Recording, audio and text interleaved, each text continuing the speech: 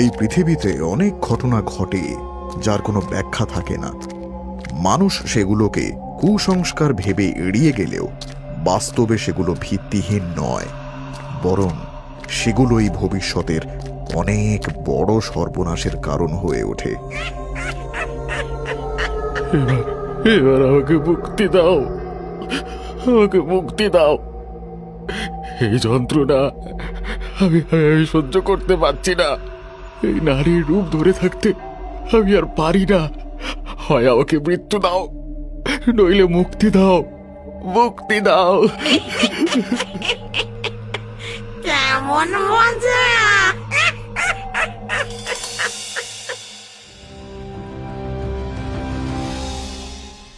মোড়ল মশাই, ও মোড়ল মশাই, বাড়িতে আছেন নাকি মোড়ল মশাই? কিছু মনে করবেন না মোড়ল মশাই, কিন্তু এই গেরুয়া শাড়িতে কিন্তু আপনাকে দিব্যি মানিয়েছে। এটা বলার জন্য তুই এখানে এলি বুঝি?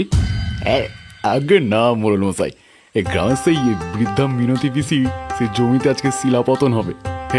গঞ্জ থেকে অনেক নামি দামি লোক আসবে। তা বেশ, তো সেই জমিতে হাসপাতাল হবে, এ তো খুব ভালো কথা। কিন্তু আমার কাছে এলি যে? কি যে বলেন মোড়ল মশাই, আপনাকে ছাড়া কি এই গ্রামের কোনো কাজ হতে পারে নাকি?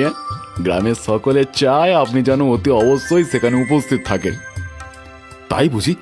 গ্রামের সকলে চায় আমি সেখানে উপস্থিত থাকি? আগে হ্যাঁ মোড়ল মশাই, আপনি না থাকলে কি হয়?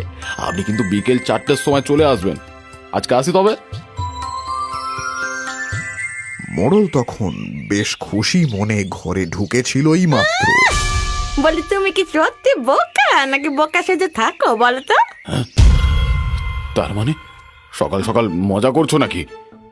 মজা? মজা আমি করছি না, মজা তো তোমাকে নিয়ে হবে গো। বলি, তুমি কি ভাবছো যে তোমাকে গ্রামের লোকেরা তোমায় শ্রদ্ধা করবে বলে ওই জনসভায় উপস্থিত হতে বলেছে? হ্যাঁ, তা নয় তো কি, ওরা আমাকে সম্মান করে। সম্মান করে না তাই করে। ওই 100টা লোকের মাঝে তোমাকে নিয়ে ঠাট্টা মস্করা করা হবে। লোকে তোমার এই সাজা দেখে মজা পাবে। সত্যি কি কপাল করেছিলাম! ছি ছি ছি ছি ছি ছি ছি। পরগিন্নি, এসব কথা শুনতে ভালো লাগে না। তা লাগবে কেন? নিজের চেহারাটা আয়নায় দেখতে ভালো লাগে তোমার? গ্রামের লোকে তোমার পেছনে কত নোংরা কথা বলে তোমার ধারণা আছে? আর তোমার জন্য আমি বাড়ি থেকে বের হতে পারি না। আর কত সহ্য করব তুমি বলতে পারো? ও দেখো গিন্নি, এতে আমার কিছু করার নেই। তো করবেটা কে শুনি? বলি, তোমার কি ভীমরতি হলো বলো তো আমায়? আগে তো তুমি এমন ছিলে না।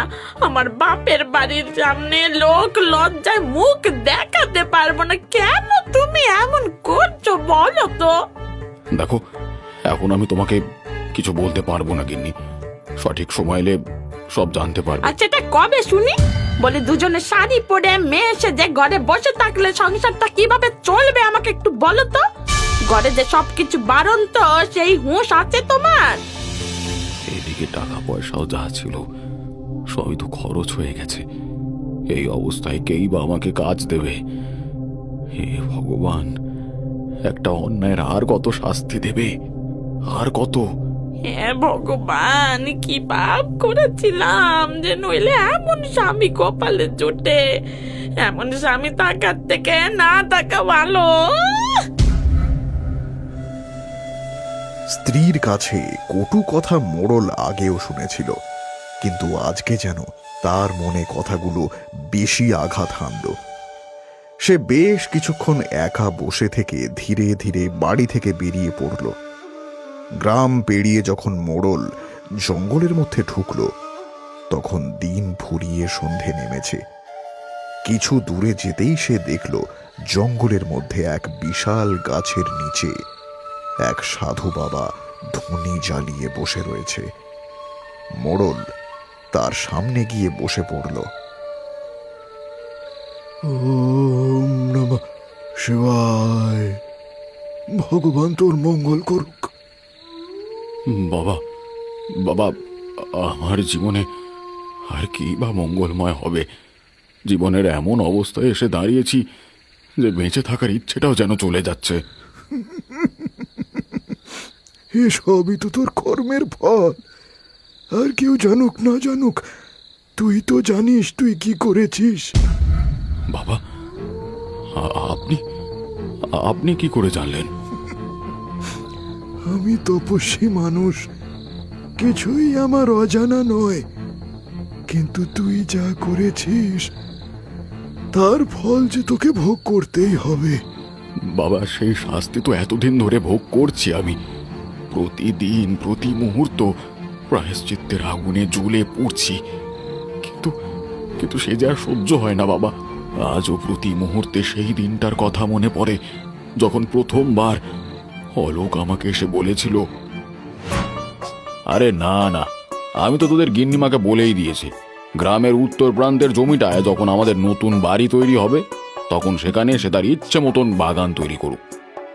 কিন্তু মোড়ল মশাই, উত্তর প্রান্তের জমি তো মিনতি পিসির জায়গা, তিনি কি আপনাকে দেবেন? তোর মনে হয় আমি কারোর দেওয়া নেওয়ার পাত্র? হ্যাঁ, জায়গাটা আমার পছন্দ হয়েছে আর সেটা আমার, ব্যাস, কথা শেষ। না মোড়ল মশাই, এক্ষুনি দেখে এলাম উত্তর প্রান্তে আপনার সাধের জমি মিনতি পিসি হাসপাতাল দেওয়ার জন্য দান করে দিচ্ছে। কি সকাল সকাল কি আবল দাবল বকছিস?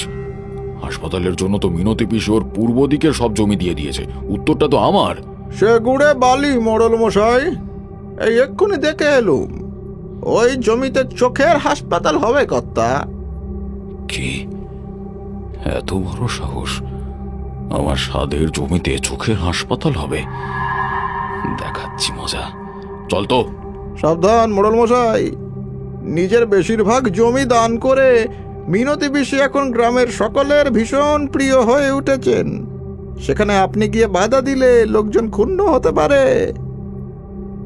অলোকের কথা গ্রাহ্য না করেই মোড়ল তার সঙ্গী অলোককে নিয়ে মিনতি পিসির বাড়ির দিকে চলল। গ্রামের মধ্যিখানে বিশাল এক বাড়িতে একা থাকেন প্রৌঢ়া মিনতি দেবী। তার বাবা ছিলেন গ্রামের অভিজাত জমিদার। বিশাল সম্পত্তির অধিকারী হলেও তিনি ছিলেন চরম অত্যাচারী। কিন্তু তার মেয়ে মিনতি ছিল যেমন শান্ত স্বভাবের তেমনি জনদরদী। যাতে তার বংশের আর কেউ অত্যাচারী না হয় তাই মিনতি দেবী আর বিয়ে করেননি। নিজের বিপুল সম্পত্তি নিয়ে একাই বাস করতেন। কিন্তু বয়স বাড়ার সাথে সাথে তিনি ঠিক করলেন সব সম্পত্তি দান করে মানুষের কল্যাণ করবেন। এই যে মিনতি পিসি, কেমন আছো? যদিও তোমাকে দেখে ভালোই মনে হচ্ছে, কিন্তু তোমার জন্য যে আমি ভালো থাকতে পারছি না। আরে মোড়ল মশাই যে, আসুন আসুন বসুন। কিন্তু আপনার কথার মানেটা ঠিক বুঝলাম না তো। আরে বোঝানোর জন্যই তো এখানে আসা পিসি। বলি, দান পুণ্য করে স্বর্গে যাবে সে তো ভালো কথা, কিন্তু তাই বলে আমার পছন্দের জমি তুমি হাসপাতালকে দিয়ে দেবে? এ কেমন কথা? আপনার পছন্দের জমি? এটা কি বলছেন মোড়ল মশাই? আমি যেই জমি দান করেছি সেগুলো তো আমার পূর্বপুরুষদের জমি, এতে তো কারোর অধিকার নেই।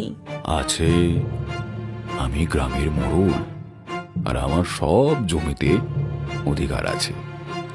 উত্তর প্রান্তের যে জমিটা তুমি চোখের হাসপাতাল করার জন্য দান করেছো ওটা যে আমার চাই পিসি। ওই জমি আমি বিক্রি করব না মোড়ল মশাই। ওটা আমার দাদুর জমি।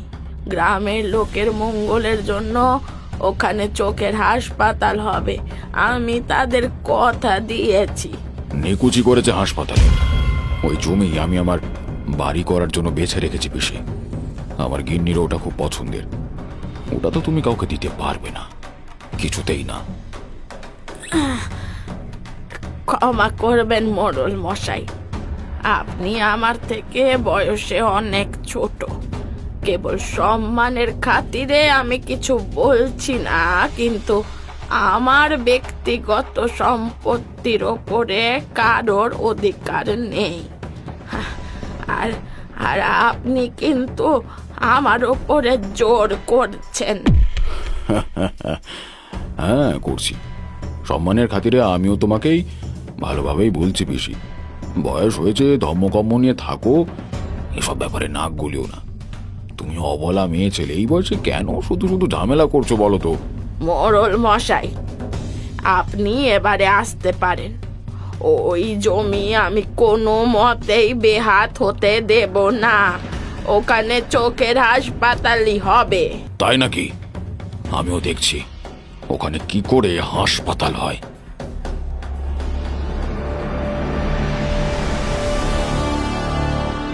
এরপর থেকেই মোড়ল মিনতিকে নানানভাবে অপদস্থ করতে শুরু করলো। কখনো বাড়িতে উড়ো চিঠি পাঠানো, কখনো লোক দিয়ে হুমকি দেওয়া, আবার কখনো তাকে ভয় দেখানোর চেষ্টা করা হতো। কিন্তু যখন কিছুতেই কিছু হলো না, তখন মোড়ল যেন ক্ষেপে উঠল। অবেশি, ওখানে দাঁড়িয়ে যাও, ভেতরে ঢোকা তোমার হবে না। তার মানে মোড়ল মশাইয়ের হুকুম আছে, তোমাকে গ্রামের কোনো জায়গায় ঢুকতে দেওয়া হবে না। তুমি আমাদের মোড়লের সঙ্গে শত্রুতা করবে আর তোমাকে পুজো করা হবে, কি ভেবেছো নাকি? আমার জমি জোর করে কেড়ে নিয়ে ও তাতে বাড়ি করবে? কখনো না। আমি আমি বেঁচে থাকতে ওই জমিও পাবে না। তোদের তোদের ওই মোড়লকে বলে দিস। এই পিসি, এই ভালো হবে না বলে দিচ্ছি। মোড়ল মশাই রেগে গেলে না সর্বনাশ হয়ে যাবে। কেন শুধু শুধু পাঙ্গা নিচ্ছ বলো তো? হ্যাঁ, তোর মোড়ল যদি ভেবে থাকে আমি আমি একা বলে সে যা ইচ্ছে তাই করতে পারে,